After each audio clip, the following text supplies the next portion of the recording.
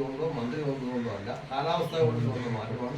ഒരു കാര്യം നമ്മൾ പഠിക്കേണ്ടതായിട്ടുണ്ട്. കേരളം നമുക്ക് ഇത്രയും ജനസമ്പത്തുണ്ടായിട്ട് നമുക്ക് ആവശ്യമായ വൈദ്യുതി ഉത്പാദിപ്പിക്കാൻ കഴിയുന്നില്ല. നമുക്കിപ്പോൾ ആകെ ഉത്പാദിപ്പിക്കാൻ കഴിയുന്ന 1600 മെഗാവാട്ടാണ്. 4700, 5000 അതിൻ്റെ മുകളിൽ മെഗാവാട്ട് നമുക്ക് ആവശ്യം വരുമ്പോൾ നമുക്ക് ഇതുവരെ എല്ലാ കൊട്ടിഘോഷിക്കുമ്പോഴും ഉത്പാദിപ്പിക്കാൻ സാധിക്കുന്ന 1600 ആണ്. 1700 മെഗാവാട്ട് കേന്ദ്രത്തിൽ നിന്ന് കിട്ടുന്നതാണ്. ബാക്കി 650 നമ്മുടെ ദീർഘകാല കരാറാണ്. 150 മെഗാവാട്ട് ഹ്രസ്വകാല കരാറിൽ നിന്നാണ് വാങ്ങുന്നത്.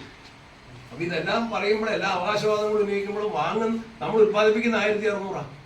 ഞാൻ നാളെ ഏതായാലും ശ്രീകണ്ഠപുരത്തെ ബസ് പ്രൊജക്റ്റും മൈലാട്ടിയിലെയും മുള്ളേരിയയിലെയും ബസ് സംവിധാനം, ബസ് എന്ന് പറഞ്ഞാൽ ബാറ്ററി എനർജി സ്റ്റോറേജ്, അത് പഠിക്കാൻ വേണ്ടി വേഗത്തിലാക്കാൻ വേണ്ടി പരിശ്രമിക്കുകയാണ്. ഇത് കൂടുതലായിട്ട് എല്ലാവരെയും പഠിപ്പിക്കാൻ ബാധ്യസ്ഥരാണ്, പ്രവർത്തിക്കാൻ ബാധ്യസ്ഥരാണ്. കർണാടക മന്ത്രി എന്നെ ഇങ്ങോട്ട് വിളിച്ചു. അതാരാ കർണാടകത്തിലെ വൈദ്യുതി മന്ത്രിയായിരുന്നു, KJ ജോർജാണ്.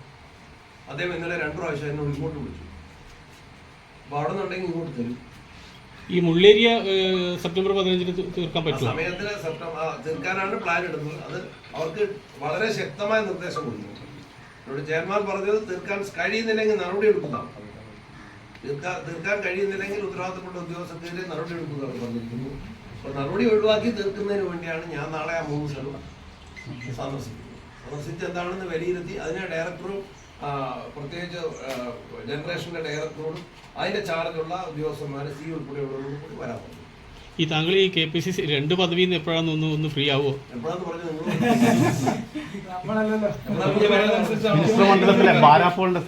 നിങ്ങൾക്ക് എന്തെങ്കിലും പ്രയാസമുണ്ട്? ഞാനിപ്പം ഇരുട്ടിയിലേക്ക് വന്ന് നിങ്ങൾ എന്നെ കണ്ടുവരുന്നു. ബാരാപ്പോളിന്റെ സ്ഥിതി സാറേ, ബാരാപ്പോൾ അത് ചോദിച്ചത് നന്നായി ഉന്മേഷ്. നേരത്തെ അവകാശവാദം പറഞ്ഞില്ലേ, ബാരാപ്പോൾ എപ്പോഴാണ് കേടായത്? 1 വർഷം കഴിഞ്ഞില്ലേ? കഴിഞ്ഞ ജൂണിലല്ലേ?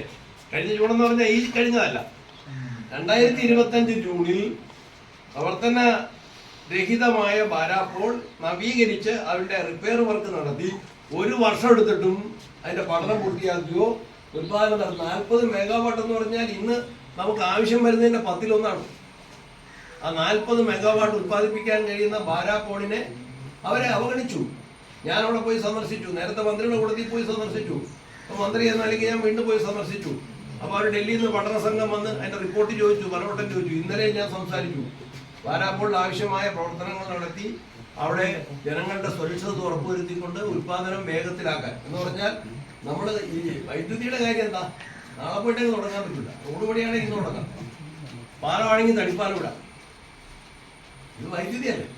അതിന്റെ സെക്യൂരിറ്റി, അതിന്റെ പ്രവർത്തന രംഗത്തുണ്ടാകുന്ന തടസ്സങ്ങൾ നീക്കി വെള്ളത്തിന്റെ ചോർച്ച പൂർണ്ണമായിട്ടും തടഞ്ഞ് ജനങ്ങളുടെ വീടിനും സ്വത്തിനും നല്ല സുരക്ഷിതത്വം ഉറപ്പുവരുത്തി അടുത്ത മഴക്കാലത്തെങ്കിലും ബാരാപ്പോൾ